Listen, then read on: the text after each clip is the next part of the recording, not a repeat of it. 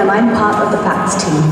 Today, we are happy to welcome all of you to celebrate pop culture in Ghent. For this year's Q&As, things are going to be slightly different. As you may know, SAG-AFTRA, the union that represents many of our guests, is currently on strike against the major studios, networks, and streamers. The union has put together a set of guidelines to allow our guests to still participate at our event during the strike and to come and meet all of you here in Belgium. These guidelines require our guests to stay away from discussing specific shows or characters by name, and to avoid comments that might be seen as promoting projects that fall under the union's strike order. Therefore, actors appearing at our show will be happy to discuss other, more general topics about their lives and work. In order to be able to proceed with our Q&As, we kindly ask you to avoid asking questions concerning the actors' projects and characters. The team at FACTS fully supports the actors' current efforts to secure a fair deal, but equally we understand that this may be frustrating as many of you are eager to show your love for their work. So, here is how it will happen today. In the first part of our Q&A, our moderator will ask all the questions. Afterwards, you will also have the opportunity to ask questions, as long as you respect the strike rules. And even if you cannot ask character-related questions, just feel free to express your love and enthusiasm for our guests. The entire FACTS team wishes you lots of fun at the show. We're venturing the forest, eager to explore, and now the winding fairy path shall guide you to my door. This magic motion traveling through decades in the making, set fully charged to get your fandom awakening. So, fly, friends, come over to this event and play. Your hero is approaching, just mere seconds away. Ladies and gentlemen, please welcome Charisma Carpenter.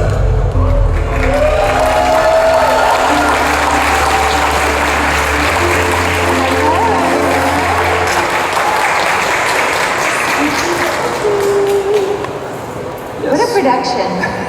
And lots of smoke always in the beginning. Hey, hi everyone. Hello Charisma.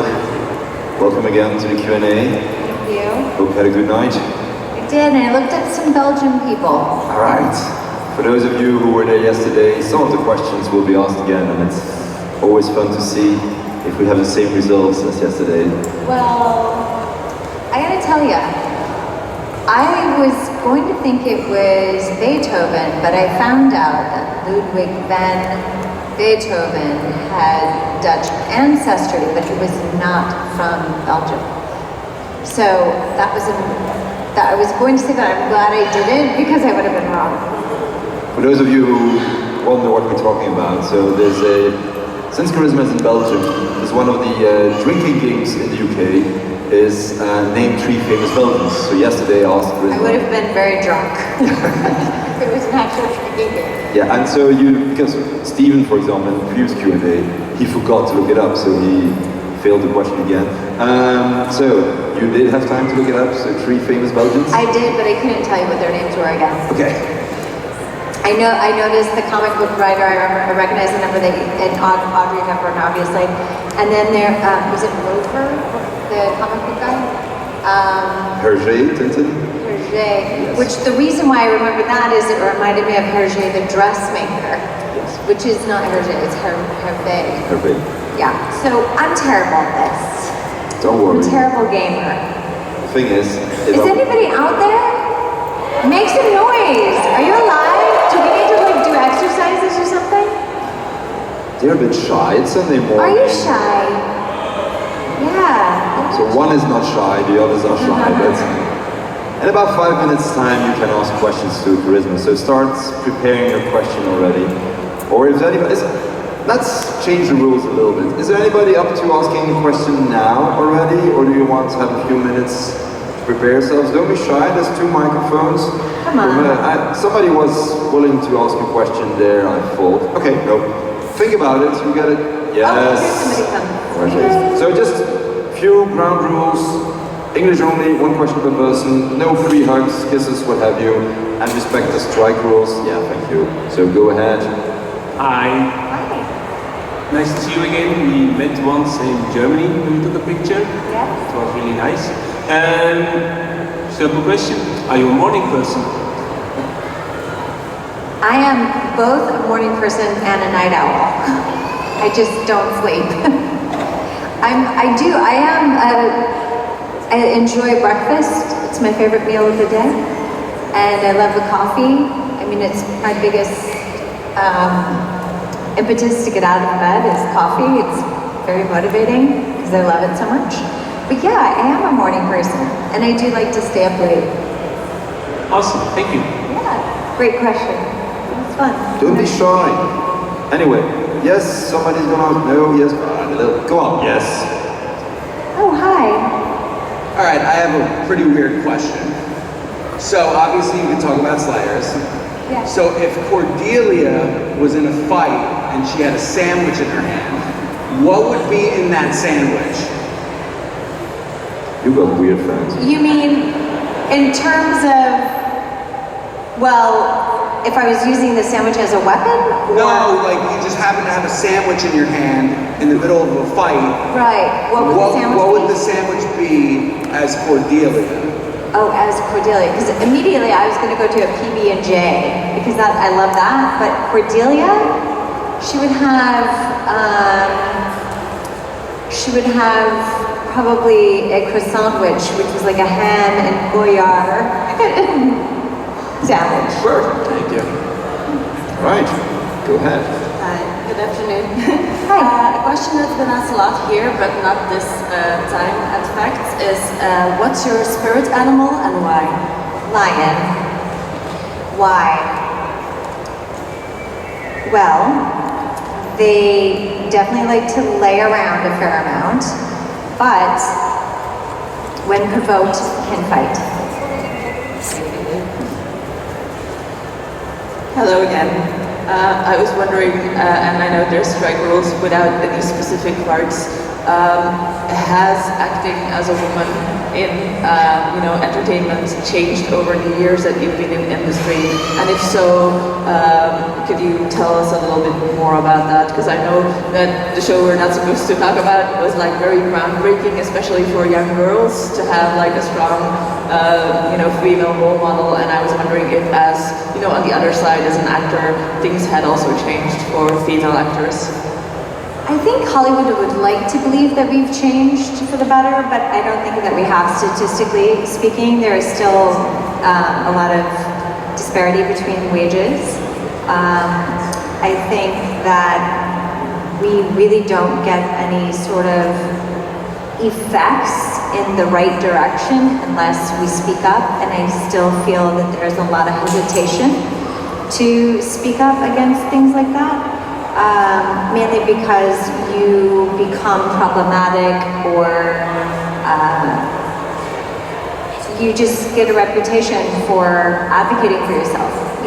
Suzanne Somers just recently passed away, and I don't know if you know who she is. She was in Three's Company. She did the Thigh Master. She became an entrepreneur because during Three's Company, which was a hit show, she asked for the same amount of pay as Jason's the son, of Ritter. What's his name, the first name? I worked with him on Buffy, that show that I'm not supposed to name.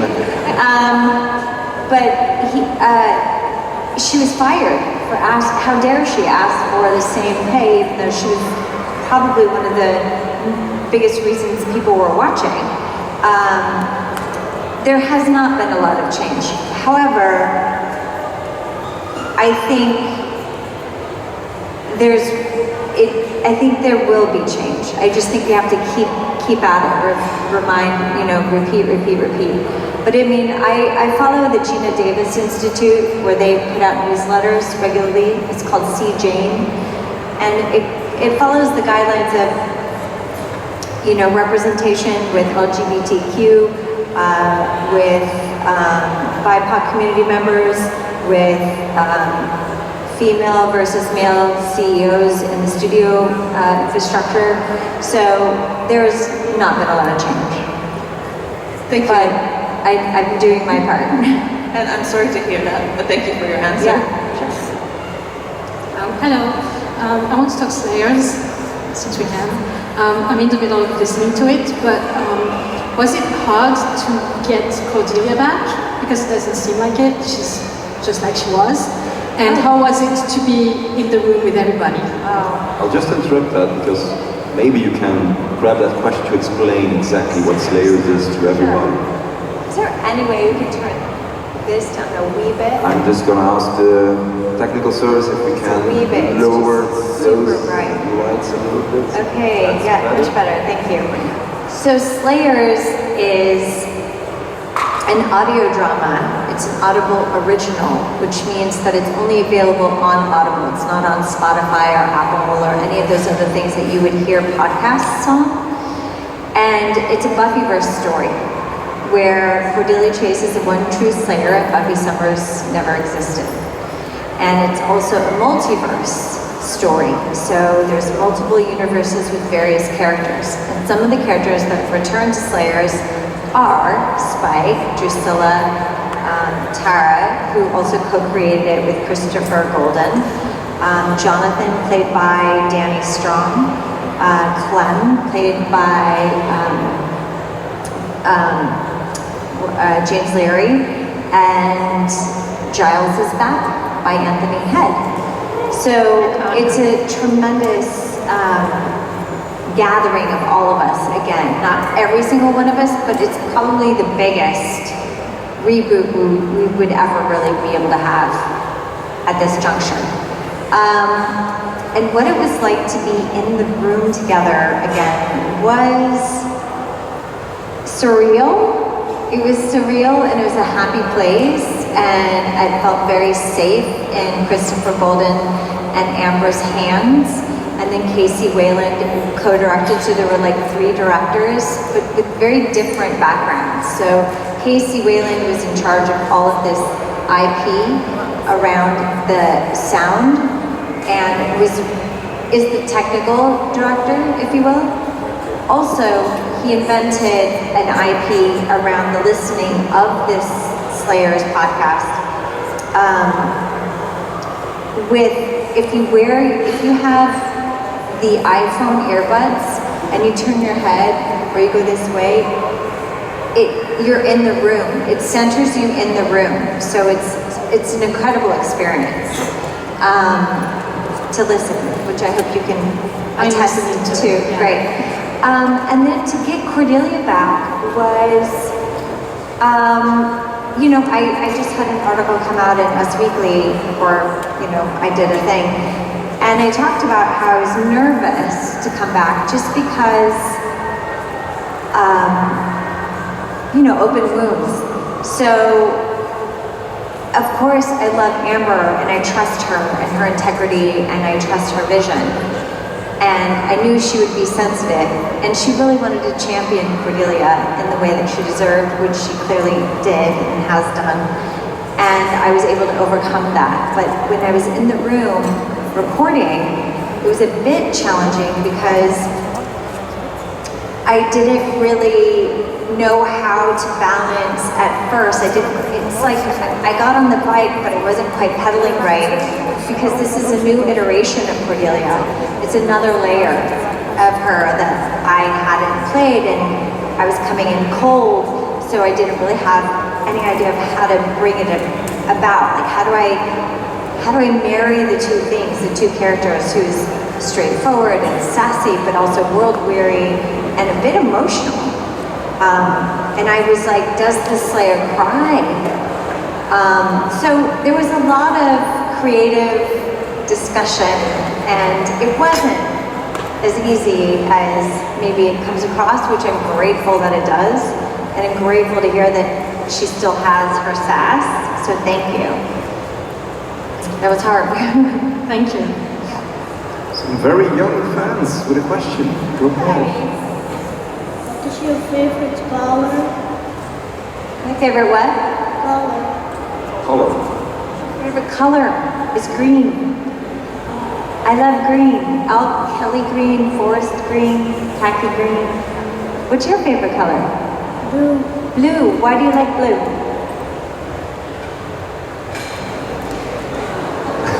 It's a calming color, maybe? It's relaxing. It's a good color to like.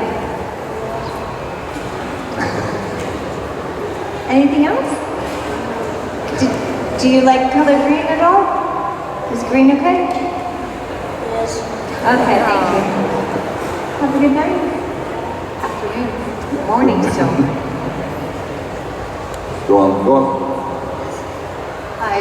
A totally different question. How do you like living in New York? Haha. So, I love living in New York. And New York for me has always represented the creative conversation. There's always something artistic and cultural going on, and I just always identified it as being where artists go to be fully immersed in all things creative. So I loved that idea when I was growing up, but I also very much think it matches my energy because I'm a very high energy person. And I also love being on the street. You know, I love the friction of the people, you know, the interactions that take place, even the ridiculous. Thank you. Yeah. I went to New York a few times, and the thing that struck me about New York is it gives, but it also takes energy. It's very inspiring, as you said, but I thought it's also, in a way, tiring. There's always noise, exhausting, always noise, always. So how do you adapt Sensory to that? overload. Yes, sensory overload, absolutely.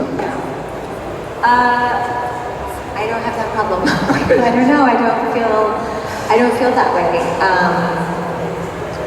Not yet. I mean, it's Okay. early still, so maybe that'll happen later. Another young fan, go ahead. What is your favorite animal? Well, I love dogs, right? I mean, I have a dog that his name is Cristiano Ronaldo. He's named after the soccer player because my son was 10 and obsessed with soccer. So he's my favorite animal at the moment. Okay. Hi again.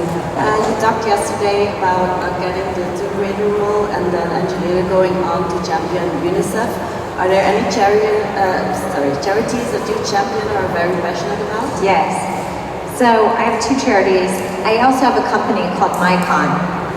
And MyCon is virtual conventions, and I'm the only talent on it right now. But I give proceeds of all of my earnings as the CEO to two charities. One is called the Thirst Project, which brings fresh, clean drinking water around the world because clean water is not a privilege, it's a right. And the second one is for the Ronna Thompson Foundation, which is pediatric cancer. So my dear friend's son died of neuroblastoma 3 days before his 4th birthday. And she really pulled me in and she started a foundation, and so she raises a lot of money to help children and families that suffer from pediatric cancer. Also, she wrote a very famous blog, and Taylor Swift read her blog and wrote the famous song that's also on Taylor's version, Ronan, and that was named after my friend, her baby that passed away. So those two things are the two charities that I give a percentage of all sales by me to all the time. Okay, thank you. Wow. Hello again. Hello again. I was wondering if when you're having a character, is there any way you approach becoming a character, or how much of yourself do you put in it, or where do you get the inspiration to become someone else?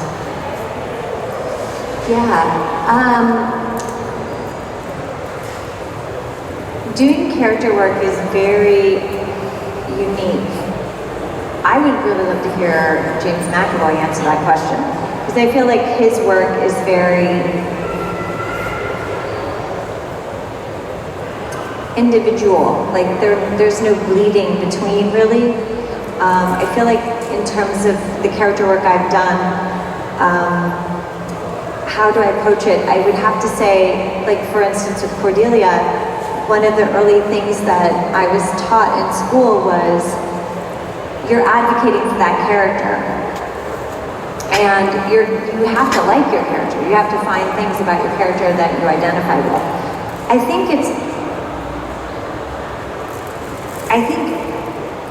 it's impossible to not bring yourself, right? Because we are a product of what we see, hear, read, experience in life, and it makes it possible to play that character. We have to find the similarities, and that's kind of what character work is about. It's really finding the things in a character that you can amplify or diminish, you know, whatever, based on your own life experience. Does that make sense? Yeah, thank you. Hi Charisma, if I'm not mistaken, you're a big fan of tennis, so I'm just wondering who's your favorite male tennis player, either past or present? Okay, so I'm old school. So I grew up in Las Vegas, so I'd have to say Andre Agassi because he's from Vegas also, and we're the same age and all of that. And then I love Steffi Graf. And maybe to help you with the famous Belgian people, we have two very famous female players who are retired. So. Where was Johan Kriek from? Was he South African? I think so. Yeah. But that was in the 2000s. We had Justine Henin and Kim Clijsters. They were number one in the world back in the day. Yeah. And Kim Clijsters tried to make a comeback, what they then called Kimback, but age and having babies didn't allow her to actually come back. I'm gonna tell that to Serena Williams. Hello, Charisma. Hello. If you went to the same school as Cordelia, would you get along?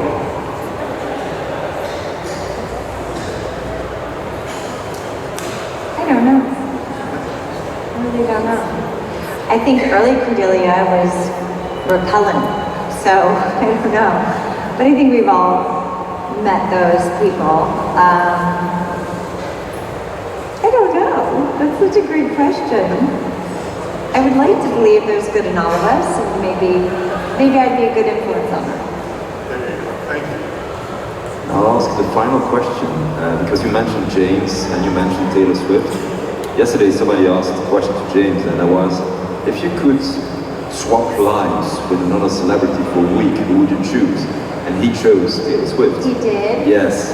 So if you could swap lives for a week with another celebrity, who would you choose? Oh, that's deep. I mean, I don't mean to be a copycat. That's such a great answer. But I mean, she's on top of the world right now. She is.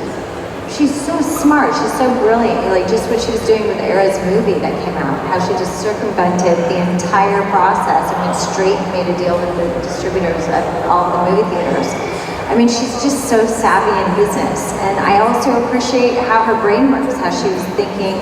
You know, there's a difference between when there are women that are successful in business and there's men that are successful in business, and how there's languages that, you know, for women it's bad and for a man, and somebody asked her, what do you mean? She says, well, when a woman does something that is savvy, a man is strategic and a woman is conniving, you know, and she's just very, I mean, I might have to agree with James. Yeah, she's on top of the world right now. You are as well. Ladies and gentlemen, that's a wrap. Give it up for Charisma!